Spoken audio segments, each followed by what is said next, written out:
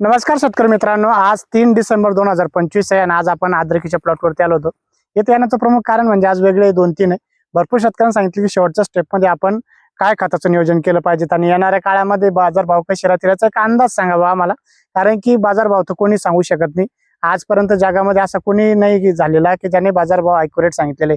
मालाची आवक, तेजी, मंदी आणि भौगोलिक परिस्थिती आणि लागवड याच्यावरती एक आपण अंदाज देऊ शकतो. आणि मागे आपण अंदाज दिलेले होते, आताही एक अंदाज देऊ शकतो.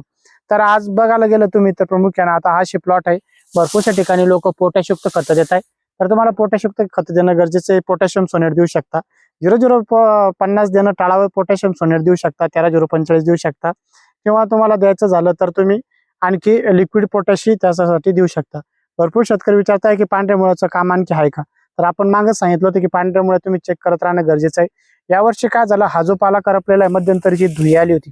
आपण जर कधी बघितले तर हे धुईमुळे शेंडे पूर्णतः करपून गेले. पण आणखी जे पाला खाली जो इकडं पाला शिल्लक आहे, आपण जर कधी बघितला असा जो पाला शिल्लक आहे त्याच्यामुळे फोटोसिंथेसिस होत आहे. भरपूरशा ठिकाणी जोपर्यंत पाला चांगला असतो तोपर्यंत माल बनतो.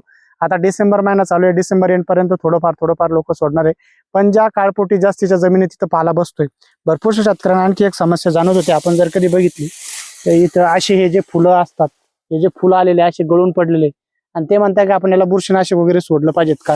किंवा आता इथं बघितलं तुम्ही तर असे फुलं सडून जात आहे. जर कधी प्रामुख्यानं बघितलं तर शेतकऱ्याला अतिरिक्त खर्च करताय, बुरशीनाशक वगैरे सोडताय. आम्ही तुम्हाला विनंती करू की असं हा पाला बसण्याची आता कंडिशन आहे.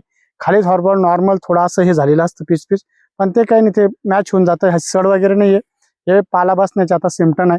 भरपूरशा काळपोटी जमिनीमध्ये पाला लवकर बसतो आणि ज्या जमिनी थोड्या पाणी निचरा होणार आहे तिथं पाला लवकर बसत नाही. दरवर्षीचीच ही कंडिशन आहे. आणि राहिलं बाजारभाव, आता जर कधी बघायला गेलं तर आज 3 डिसेंबर आहे, 35-36 रुपयाचे सौदे झाले.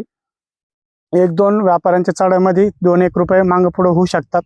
पण भरपूरशा व्यापाऱ्यांची चर्चा आहे की येणाऱ्या काळामध्ये तेजी राहणारच आहे. कारण की काय झालं की मागच्या वर्षी भरपूरशा शेतकऱ्यांनी 1500, 1600, 2000, 2200 असा प्लॉट दिले आणि आजचे जर कधी रेट बघितले तर 3500 पर्यंत भाव त्यांना खूप चांगले वाटतात. त्यामुळे भरपूरशे देऊन टाकताय.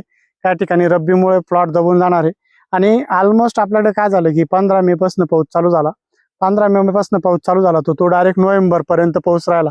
म्हणजे लगे नोव्हेंबरच्या एंड पर्यंत पाऊस राहिला. आणि नंतरला एवढे दिवस पाणी राहिल्यामुळे जास्तीचे जे प्लॉट होते सडीमुळे प्रॉब्लेम झाला. जे तिथं जास्त प्रमाणात सड होते त्या सगळ्या शेतकऱ्यांनी जेमतेम प्लॉट दिले. आता जर कधी आपण हा प्लॉट बघितला तर इथं काही स्पॉट आहे काही प्रमाणात, तर त्यांनी मागं ठेवला की बा आपलं एवढे स्पॉट असल्यावर काही अडचण नाही, आपण एवढे एवढे स्पॉट सांभाळू शकतो. पण काही शेतकऱ्यांचं नुकसान जे ते 50% होतं, काहींचं 60% होतं, त्या शेतकऱ्यांनी सगळे प्लॉट देऊन टाकले. कारण की रब्बी हंगामामध्ये दुसरं पीक त्यांना घ्यायचं होतं, त्यामुळे ते प्लॉट दिले गेले. तर अचानक तेजी मंदी आली मार्केटमध्ये किंवा वाढ आली तर काय असतं की मार्केटमध्ये थोडे भाव सुधारले की जास्तीचे सौदे होतात. पण ज्यावेळेस अति तेजी आली तिथं जादा सौदे होत नाही. कारण की शेतकऱ्यांना वाटतं की आणखी थोडं बाजारभाव सुधरू शकता. शेतकरी मित्रांनो, तुमचे जर कधी चांगले प्लॉट असतील तर तुम्ही होल्ड करा. ज्या शेतकऱ्यांचे प्लॉट चांगले नसतील तर त्यांनी देणं गरजेचं आहे.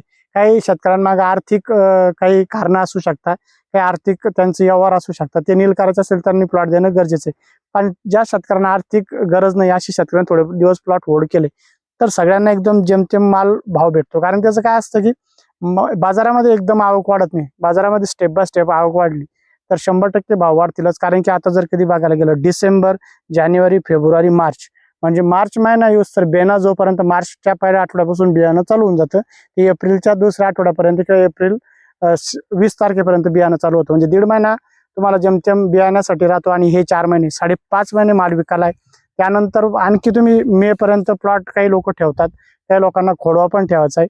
मागच्या वर्षी भरपूरशा शेतकऱ्यांनी खोडवे प्लॉट ठेवले पण त्याच्यामध्ये जास्त शेतकऱ्यांना भाव भेटले नाही, कमी शेतकऱ्यांना चांगले भाव भेटले. त्यामुळे यावर्षी खोडवा ठेवण्याची मानसिकता भरपूरशा शेतकऱ्यांची कमी आहे.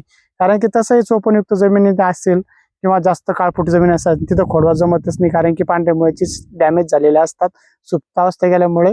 आणि ह्या ज्या पाण्या निचरा होणाऱ्या जमिनी अशा असतात तिथं प्लॉट राहतात, पण काही शेतकऱ्यांना पाण्याची प्रॉब्लेम तिथं खोडवे राहत नाही. त्यामुळे येणाऱ्या काळात असं एक शक्यता आहे की जानेवारीमध्ये 4-4.5 हजारापर्यंत भाव जातील. त्यानंतर फेब्रुवारीमध्ये थोडे 100, 200, 500 अशी वाढत जाईल. आणि बेण्याची एक कंडिशन जर कधी बघायला गेला एक अंदाज 5-6 हजार रुपये भाव नक्कीच जातील. तुम्हाला काय वाटतं की बाजारभाव काय जातील? तुम्ही अंदाज सांगा. कारण की आम्ही हा अंदाज जो ठरवला जातो, आता आमचे सर्वदूर महाराष्ट्रामध्ये शेतकरी, आम्ही त्यांच्यासोबत चर्चा करतो की तुमची इकडे किती प्रमाणात माल शिल्लक आहे. व्यापाऱ्यांसोबत काही चर्चा, काही शेतकऱ्यांसोबत चर्चा केल्यानंतर आपल्याला लक्षात येतं आता या क्षेत्रावरती आपण इथं आलो, यांनाही बेणं घ्यायचं. असे शेतकरी की 70% शेतकऱ्यांना आपलं बेणं बदलायचं असतं आणि 30% शेतकरी स्वतःचं बेणं ठेवतात. किंवा आपण 50% धरूया की जे 50% शेतकरी बेणं ठेवणारे आणि 50% शेतकरी बेणं घेणारे, तर यांनाही माल लागणारच आहे ना. 50% जर कधी पकडायला गेलं तर बेण्यावरती खूप मोठ्या प्रमाणात विक्री होणार आहे आणि तिथून पुढे वल्ला मालही बाजारामध्ये लागणार आहे. इथून पुढे जर कधी बघायला गेलं तर डिसेंबर, जानेवारी, फेब्रुवारी, मार्च, एप्रिल, मे म्हणजे 6 महिने बाजारात जर कधी स्टेप बाय स्टेप माल गेला तर सगळ्या शेतकऱ्यांना चांगले भाव भेटतील. आणि मला तर एक असं वाटतंय की 3000च्या खाली कधी बाजार येणार नाही. 3000च्या प्लसच बाजार राहतील. जानेवारीमध्ये साधारणतः 4-4.5 हजार विकेल. फेब्रुवारीपासून थोडी थोडी तेजी चालू होईल. एखाद्या वेळेस जर कधी रब्बी हंगामामध्ये जास्तीचे रस्ते पॅक झाले आणि ज्या शेतकऱ्यांना प्लॉट काढायचा आहे पण जागा नाही राहत, अशा ठिकाणी थोडीफार तेजी डिसेंबरच्या 20 तारखेनंतर बी थोडीफार तेजी दिसून येऊ शकते. कारण की येणारा काळ आहे तो ते सांगेल आपल्याला. भरपूरशा ठिकाणी काय होतं का, आता आपण बघितलं शेजारी, या प्लॉटच्या शेजारी आता कपाशीचं क्षेत्र आहे. आता कपाशी क्षेत्र लास्ट वेसने काढली, याच्यात जर कधी काही पेरणी केली तर या शेतकऱ्यांना मग या प्लॉट काढायला जागा नाही. कारण की याच्या बाजूला जर कधी बघितलं पाठीमागं तर कपाशी, समोरून जर कधी बघितलं तरी कपाशी आणि इकडच्या साईडला जरी बघितलं तरी कपाशी. म्हणजे रब्बीमध्ये कपाशी पाणी जास्त असल्या कारणाने रब्बी हंगामामध्ये कपाशी काढून शेतकरी काही ना काही टाकणार आहे. मग अशा ठिकाणी रस्ते बंद झाल्यानंतर या शेतकऱ्यांची इच्छा जरी असली प्लॉट द्यायची तर ते माल निघूस तर ते प्लॉट देत नाही. कारण की 50% शेतकऱ्यांचे प्लॉट जे आहे ते रब्बी हंगामामध्ये रस्त्यामध्ये दबले जातात. त्यामुळे आतापर्यंत जे सौदे झालेले त्या अशा प्रमाणेच झालेले. आणि भरपूरशा शेतकऱ्यांचं काय असतं की 2-3 एकर आणि त्यांना स्टेप बाय स्टेप देणं. अद्रक उत्पादक शेतकरी असा असतो की त्यांना, भरपूरशा शेतकऱ्यांना आमच्यापेक्षा जास्त माहिती आहे की बाजारभाव कसे तेजीत राहतील काय ते. कारण की सगळे अंदाज येतात. आता रोज आमच्या शेतकऱ्यांसोबत चर्चा होतात, काही दुकानावर येतात, काही असं चर्चा चालू असते की काय होणार आहे बेण्यासाठी आम्हाला सांगा. आम्ही बेण्यासाठी 1-2 व्हिडिओ बनवले तर त्यामध्ये शेतकऱ्यांचा नंबर दिला, आपल्याला एक अंदाज येईल. तर शेतकऱ्यांनी सांगितलं की आम्ही 6,000 रुपयानं तुम्हाला आज पैसे मारून देतो आणि 6,000 रुपयानं तुम्ही आम्हाला बेणं द्या. आता तसंही मला घरी बेणं घ्यायचं झालं तर मला असं वाटतं की 5-6 हजार रुपयानं आपण आजही पैसे दिले तरी चालतात. कारण की बाजारातला असा अंदाज बघून बेणं काय भाव जाईल कळतच नाही. कारण की जे कोरे प्लॉट आहे तिथं भाव, जसं समजा आजचा बाजार भाव जर कधी 4,000 रुपये असला तर 1,500-2 हजार रुपये बेणं शिल्लक भेटतं. 1,000 रुपये तर कमीत कमी शिल्लक भेटतं. मागच्या वर्षी एवढी मंदी असतानाही 1200-1300 रुपये बेण्याला भाव जास्तीचे भेटले. मग तेजी असताना 1,500-2 हजारापर्यंत आपण तेही तेजी बघितलेली. एक वर्ष असं होतं की ह्याच शेतकऱ्यांचा प्लॉट बालाजी गंगाधर ठाकरे असेल, दिलीप कल्याण ठाकरे असेल, गजानन रघुनाथ गाडेकर असेल, यांचा प्लॉट 9,000 रुपये भाव चालू होता. आणि अचानक आम्हाला गुजरातच्या शेतकऱ्यांचा फोन आला मलाच की आम्हाला बेण्यासाठी प्लॉट पहा. आम्ही त्यांना सांगितलं की भाऊ 11,000 पर्यंत तुम्हाला बेणं भेटेल. त्यांनी लगेच हा म्हटलं. म्हणजे 2,000 रुपयाची तेजी तिथे भेटली. या शेतकऱ्यांचा आपण तो प्लॉट दिला होता. तर यांचा प्लॉट दिला, दिलीप कल्याण ठाकरेंचा प्लॉट दिला, गजानन रघुनाथ गाडेकरांचा प्लॉट दिला. म्हणजे एकाच ठिकाणून आपण 350-400 क्विंटल माल त्या शेतकऱ्यांना दिला होता. त्यानंतर आम्ही असेच सौदे जे ते बाहेरच्याही शेतकऱ्यांचे करून दिले. म्हणजे मोठ्या प्रमाणात काय असतं की आपल्याकडचा जो माल आहे सांगली, सातारा इकडून बेण्याला जातो. बाहेरून आता काही नवीन जे तयार होत आहे, जळगाव असेल, तुमचं नंदुरबार असेल, या बट्ट्यात तर आता कोरे प्लॉट आहे. तिकडचे शेतकरी यावर्षी इकडे येणार नाही असं तर मला वाटतं. कारण की मराठवाड्यामध्ये आपल्या जास्तीचा पाऊस झाला आणि कंदकुस मोठ्या प्रमाणात झाली. पण आम्ही एक प्रामुख्यानं असं बघितलं की जालन्यामध्ये जो आंबड बेल्ट आहे तिथले जे प्लॉट बघितले तिथं कंदकुस नाहीये.